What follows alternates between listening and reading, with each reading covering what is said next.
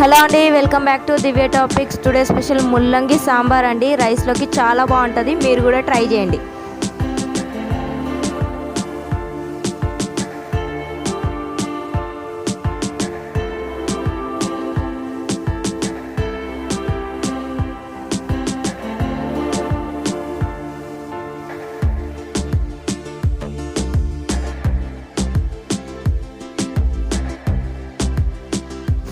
ముల్లంగి సాంబార్ కావాల్సిన ఐటమ్స్ అండి. ముల్లంగి చిన్న చిన్న కట్ చేసుకోండి, నేను 4 తీసుకున్నాను.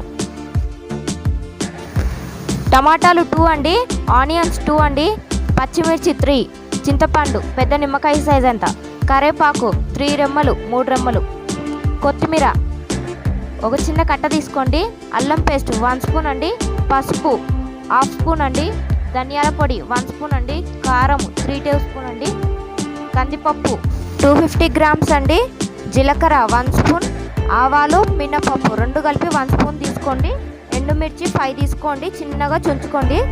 ఆయిల్ అండి 6 స్పూన్స్, నేను చూపించలేదు, మీరు తీసుకోండి. ముందుగా ఒక కుక్కర్ తీసుకొని కందిపప్పు కడిగి తీసుకున్నానండి. ఇందులోనే మనం వాటర్ వేసేసుకుందాం. ఇప్పుడు ఇందులో పసుపు, ఆయిల్, పచ్చిమిర్చి వేసేసుకొని మనం 5 విజిల్స్ వచ్చేదాకా ఉడికించుకుందామండి. ఇప్పుడు మూత పెట్టుకుందాం.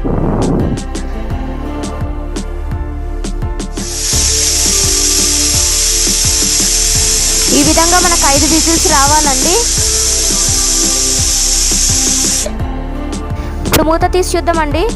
చూడండి, మనకు పప్పు మొత్తం ఉడికిపోయింది కదండి. ఇప్పుడు పప్పు రుబ్బేసుకుందాం. ఇప్పుడు ఇందులోనే మనం కొద్దిగా చింతపండు వేసేసుకుందామండి.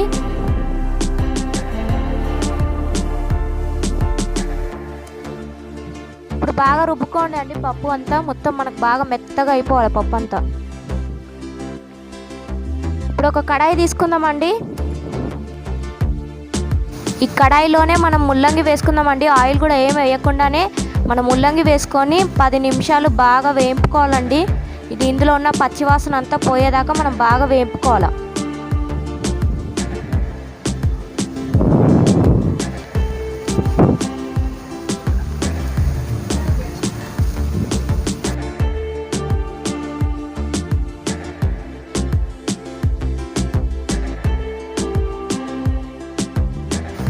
చూడండి, మనకి ఈ విధంగా రావాలండి. ఇందులోనే మనం 2 చెంబుల వాటర్ వేసేసుకుందామండి. ఇప్పుడు ఆనియన్స్, టమాటాస్ కూడా వేసేసుకుందామండి. ఇందులోనే మనం కారం వేసేసుకుందామండి. ఇప్పుడు ధనియాల పొడి కూడా వేసేసుకోండి. ఇప్పుడు సాల్ట్ వేసేసుకుందామండి. ఇంకా బాగా కలుపుకుందామండి. ఇంకా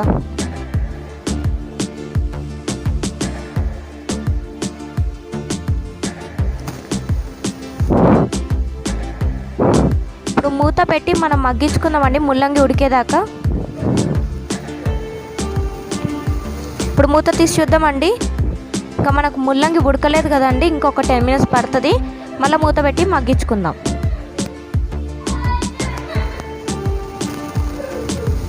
ఇప్పుడు మూత తీసి చూద్దామండి. చూసారా, మనకు ముల్లంగి మొత్తం ఉడికిపోయింది కదండి. ఇప్పుడు మనం ముందుగా రుద్ది పెట్టుకున్న పప్పులోకి వేసేసుకుందాం ఇదంతా.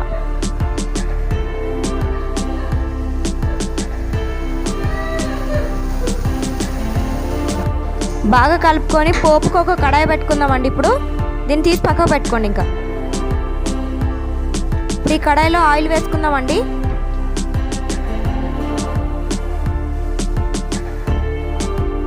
ఆయిల్ హీట్ అవ్వాలండి. ఆయిల్ హీట్ అయింది కదా, ఇందులోనే మనం మినపప్పు, ఆవాలు వేసేసుకుందామండి. కొంచెం ఇంగువ వేసుకోండి. ఇందులోనే మనం జీలకర్ర కూడా వేసేసుకుందామండి. ఎండుమిర్చి వేసేసుకుందామండి. ఇందులోనే మనం కరివేపాకు, అల్లం పేస్ట్ కూడా వేసేసుకొని మనకు పచ్చివాసన పోయేదాకా బాగా కలుపుకుందామండి.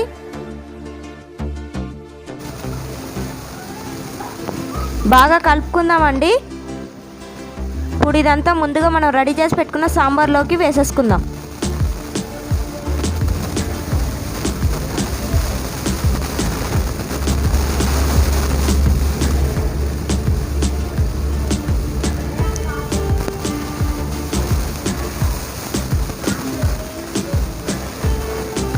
బాగా కలుపుకోండి. ఇప్పుడు సాంబార్లోకి వేసేసుకున్నాం కదండి, బాగా కలుపుకోండి. బాగా కలుపుకున్నాం కదండి. ఇప్పుడు ఇందులోనే మనం చిన్న కట్ చేసి పెట్టుకున్న కొత్తిమీర వేసేసుకుందాం. కొత్తిమీర వేసుకుని ఒకసారి బాగా కలుపుకుందామండి.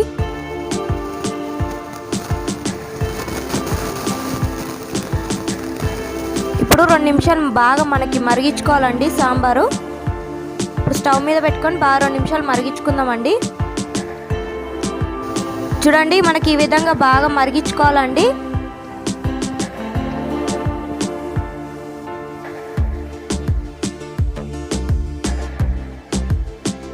మన సాంబార్ రెడీ అయిపోయిందండి.